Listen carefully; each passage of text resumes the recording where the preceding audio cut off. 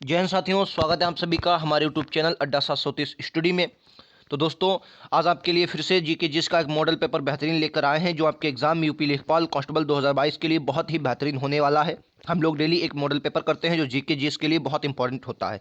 तो चलिए दोस्तों, बिना देरी के शुरुआत करते हैं। आज का पहला प्रश्न ये रहा आपकी स्क्रीन पर। बताइए राइट आंसर क्या होगा। ये सभी प्रश्न आपके एग्जाम के लिए बहुत महत्वपूर्ण है और ये आपके एग्जाम में 110% आपको देखने को मिलेंगे। पहला प्रश्न आपकी स्क्रीन पर ये रहा और कह रहा है कि रक्त समूहों की खोज किसके द्वारा की गई थी।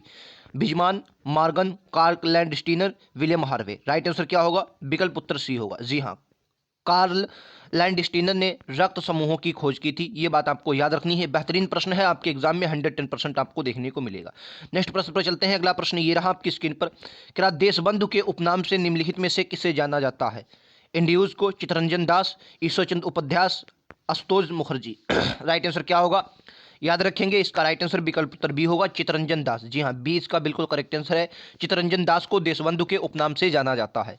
नेक्स्ट प्रश्न पर चलते हैं। अगला प्रश्न ये रहा आपकी स्क्रीन पर। तेरा यक्षगान किस राज्य का लोक नृत्य है। यक्षगान किस राज्य का नृत्य है, तो क्या बताएंगे सर। कर्नाटक। विकल्प उत्तर डी इसका बिल्कुल करेक्ट आंसर होगा, कर्नाटक का है यक्षगान। चलिए नेक्स्ट प्रश्न पर चलते हैं। अगला प्रश्न ये रहा आपकी स्क्रीन पर। क्वेश्चन कर रहा है, आपको बताना है रीडिस्कवरी ऑफ इंडिया। ये डिस्कवरी ऑफ इंडिया नहीं है, आपको याद रखना है, ये रीडिस्कवरी ऑफ इंडिया है। पुस्तक के लेखक कौन है। पंडित जवाहरलाल नेहरू, मेघनाथ देसाई, अमित चौधरी या खुशवंत सिंह। तो मैं आपको बता देता हूं, इस क्वेश्चन का राइट आंसर विकल्प उत्तर बी होने वाला है, मेघनाथ देसाई। मेघनाथ देसाई इसका बिल्कुल करेक्ट आंसर होगा। तो दोस्तों, इस वीडियो में अपन लोग 20 प्रश्न करने वाले हैं। 20 में से क्या आपका स्कोर रहता है, आप लोग कमेंट बॉक्स में हमें जरूर बताएंगे और ऐसे ही वीडियोज के लिए आप हमारे चैनल को सब्सक्राइब कर लेंगे। चलिए नेक्स्ट प्रश्न पर चलते हैं। अगला प्रश्न ये रहा आपकी स्क्रीन पर। निषेचन के पश्चात, जी हाँ सर, निषेचन के पश्चात पुष्प का कौन सा भाग फल में परिवर्तित हो जाता है। पुलकेसर होता है, वर्तिका, अंडाशय या बीजांडय।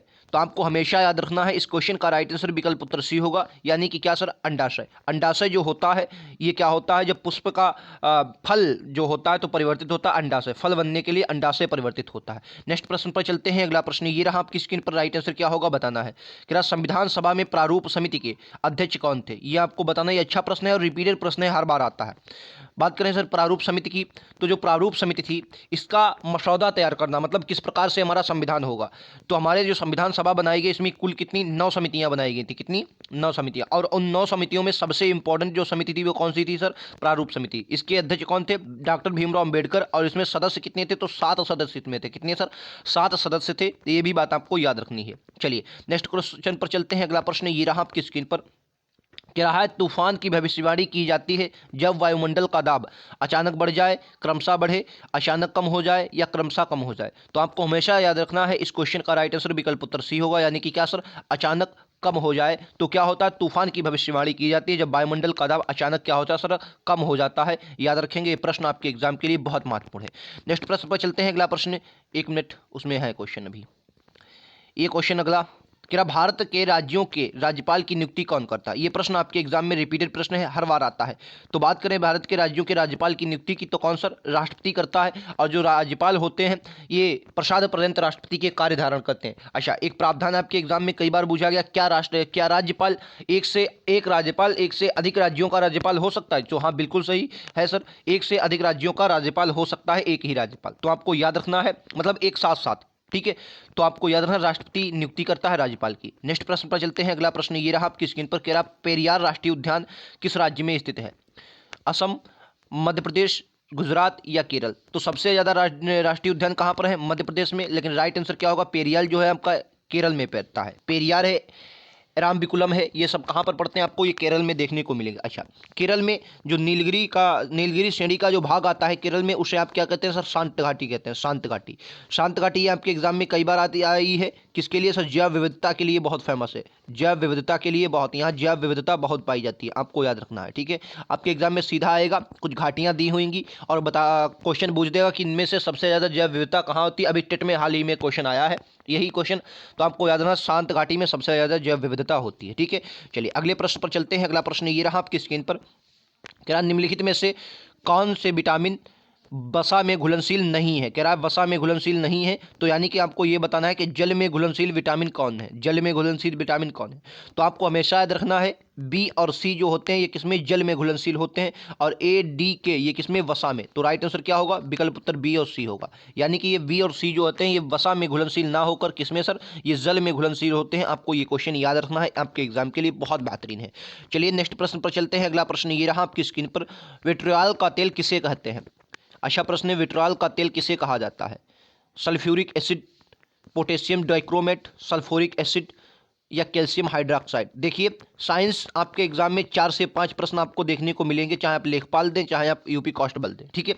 और साइंस का एक अच्छा रोल होता है आपके एग्जाम में, ये मेरिट बढ़ा देती है साइंस। जिन लोगों को साइंस नहीं आती है वो लोग इससे बहुत दूर रहते हैं, ठीक है। तो साइंस आपको प्रैक्टिस करनी है, मैं लगातार साइंस के अच्छे अच्छे क्वेश्चन आपके लिए लेकर आता हूं।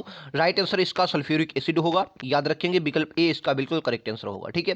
चलिए अगले प्रश्न पर चलते हैं। अगला प्रश्न ये रहा आपकी स्क्रीन पर, राइट आंसर क्या होगा आप लोगों को बताना है। निम्नलिखित में से कौन कोशिकांग पाचन थैली कहलाता है।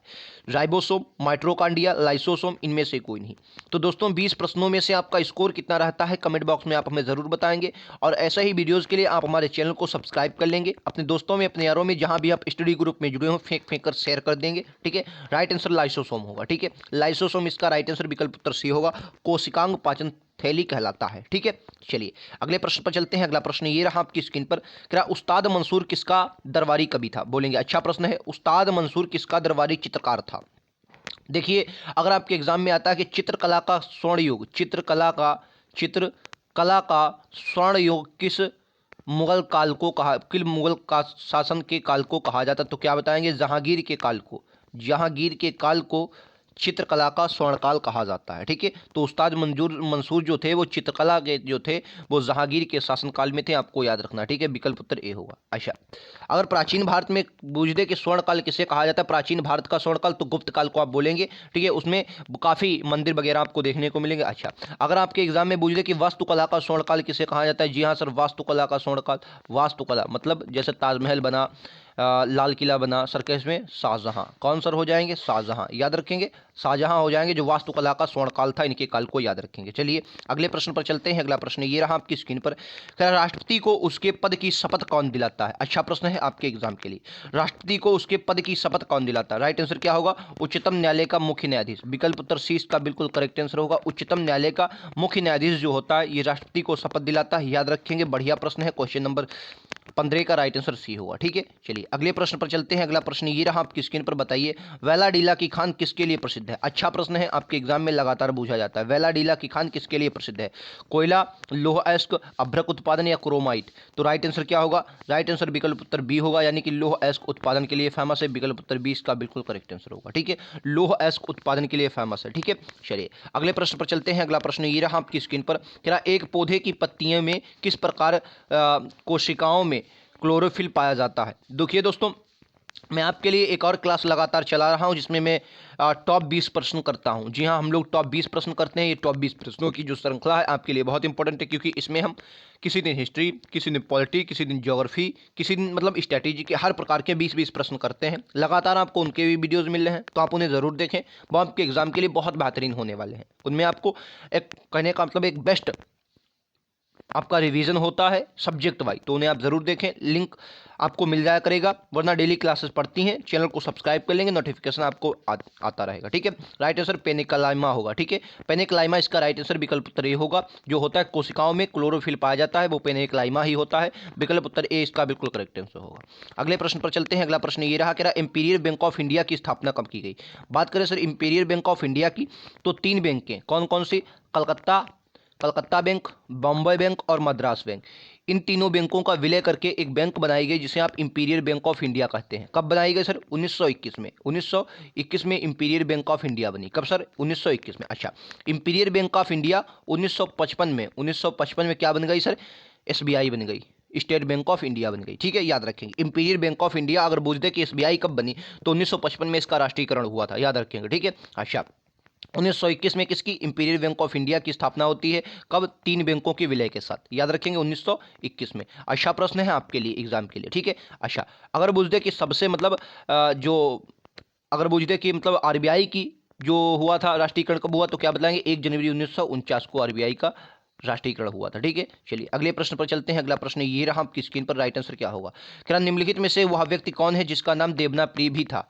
मतलब अगर बात करेंगे देवनाप्रिय की, तो आपको हमेशा याद रखना साम्राज्य जो अशोक हैं इनके अभिलेखों में ज़्यादातर अभिलेखों में इनको क्या कहा गया है, देवनाप्रिय कहा गया। देवनाप्रिय मतलब क्या होता है, देवों का प्यारा, देवों का प्यारा, इसका ये था देवों का प्यारा। ठीक है, देवों का प्यारा मतलब कहने का मतलब है भगवान का अवतार कह सकते हैं। जैसे प्राचीन काल में बहुत से लोगों ने राजत्व का सिद्धांत दिया था, तो उसी में कहीं ना कहीं ये भी बात था। ठीक है, अच्छा, तो आपको याद रखना है देवों का प्यारा होता है। अभिलेखों में सम्राट अशोक को देवनाप्रिय कहा गया है, याद रखेंगे। विकल्प उत्तर ए इसका होगा, अशोक को देवनाप्रिय कहा जाता है। ठीक है, अच्छा, अब आपके एग्जाम में ये भी क्वेश्चन आता है कि देवनाप्रिय के साथ साथ किन किन अभिलेखों में अशोक भी नाम उसका अंकित है। तो देखिए कुछ मास्की में भी देवनाप्रिय और अशोक भी है, ये क्वेश्चन पूछा जाता है। गुर्जरा अभिलेख है। ठीक है, कर्नाटक के एक और 2 अभिलेख हैं, मुझे याद नहीं है, 3 फिलहाल 5 अभिलेखों में अशोक को कहा गया है। फिलहाल ये 2 आपके लिए ज़्यादा पूछे जाते हैं, गुर्जरा और मास्की। पूछ देगा किन अभिलेखों में, निम्न में से किस अभिलेख में देवनाप्रिय अशोक को देवनाप्रिय के साथ अशोक नाम से भी पुकारा गया है। ये क्वेश्चन ऐसे पूछेगा या तो आपको याद रखना है, ये कुछ अभिलेख है, इंपॉर्टेंट है। ठीक है, चलिए अगले प्रश्न पर चलते हैं। अगला प्रश्न ये रहा, अल्जाइमर रोग किससे संबंधित है। बताइए अल्जाइमर रोग किससे संबंधित है, तो क्या बताएंगे सर, मस्तिष्क से। विकल्प उत्तर सी इसका बिल्कुल करेक्ट आंसर होगा, आपके एग्जाम के लिए बहुत बेहतरीन है। ठीक है, चलिए अगले प्रश्न पर चलते हैं। अगला प्रश्न ये रहा आपकी स्क्रीन पर, क्या कृषि की पैदावार में उल्लेखनीय योगदान हेतु कौन सा पुरस्कार प्रदान किया जाता है। अच्छा प्रश्न है, कृषि की पैदावार में उल्लेखनीय योगदान हेतु कौन सा पुरस्कार दिया जाता है। भटनागर पुरस्कार, धनवंतरी पुरस्कार, बोरलॉग पुरस्कार, निम्न में से कोई नहीं। तो राइट आंसर विकल्प उत्तर सी हो, क्या सर, बोरलॉग पुरस्कार दिया जाता है। ठीक है, तो ये थे आज के टॉप 20 प्रश्न। हालांकि एक प्रश्न बीच में छूटा था, तो इसलिए मैंने 21 तक कर लिए। तो 20 में से आपका स्कोर कितना रहा, कमेंट बॉक्स में जरूर बताएं। वीडियो कैसी लगी, 2 शब्द इस वीडियो के बारे में जरूर लिखें, और ऐसे ही प्रश्नों के लिए लाइक से सब्सक्राइब करना नहीं भूलेंगे। मिलते हैं अगले वीडियोज़ में, लगातार क्लासेज आ रही हैं, तो आप लोग चैनल को सब्सक्राइब कर लेंगे, आने वाली नोटिफिकेशन आपके पास पहुंच जाया करेगी। मिलते हैं अगले वीडियोज़ में, आज के लिए इतना ही, थैंक यू।